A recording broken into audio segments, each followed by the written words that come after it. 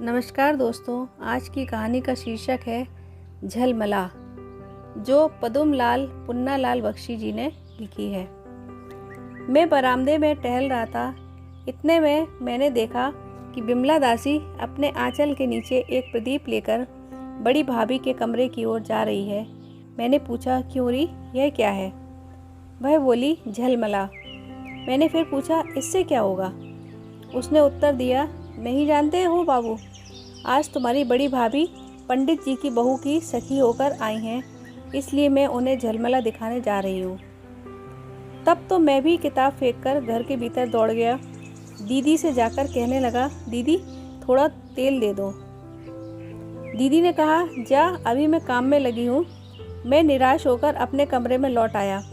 फिर मैं सोचने लगा, यह अवसर जाने न देना चाहिए, अच्छी दिल लगी होगी। इधर उधर देखने लगा। इतने में मेरी दृष्टि एक मोमबत्ती के टुकड़े पर पड़ी। मैंने उसे उठा लिया और दिया सलाई का बक्स लेकर भाभी के कमरे की ओर गया।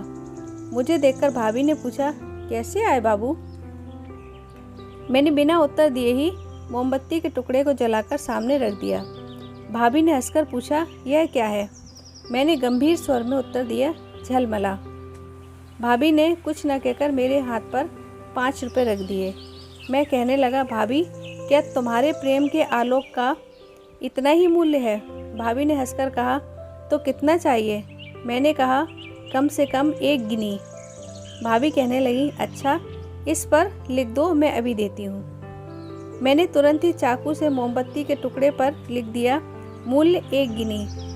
भाभी ने गिनी निकालकर मुझे दे दी और मैं अपने कमरे में चला आया।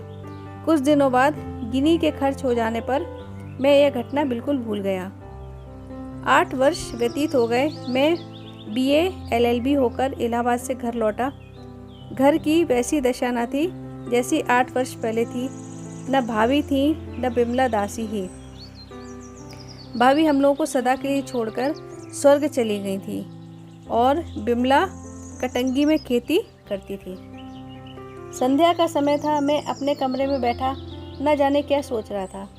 पास ही कमरे में पड़ोस की कुछ स्त्रियों के साथ दीदी बैठी थी। कुछ बातें हो रही थी।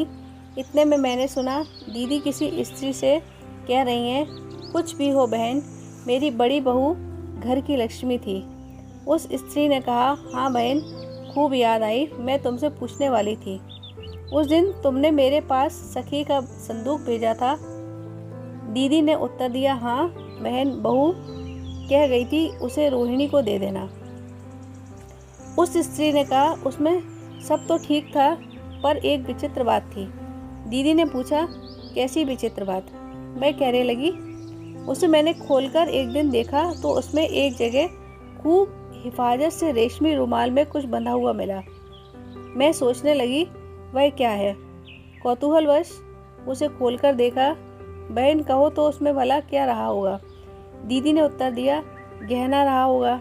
उसने हंसकर कहा, नहीं, गहना न था। वह तो एक अधजली मोमबत्ती का टुकड़ा था और उस पर लिखा हुआ था, मूल्य 1 गिनी। क्षण भर के लिए मैं ज्ञान शून्य हो गया। फिर अपने हृदय के आवेग को न रोककर मैं उस कमरे में घुस पड़ा और चिल्लाकर कहने लगा, वह मेरी है, मुझे दे दो। कुछ स्त्रियां मुझे देखकर भागने लगीं, कुछ इधर उधर देखने लगी। उस स्त्री ने अपना सिर ढांपते ढांपते कहा, अच्छा बाबू, मैं कल उसे भेज दूंगी। पर मैंने रात को ही एक दासी भेजकर उस टुकड़े को मंगा लिया।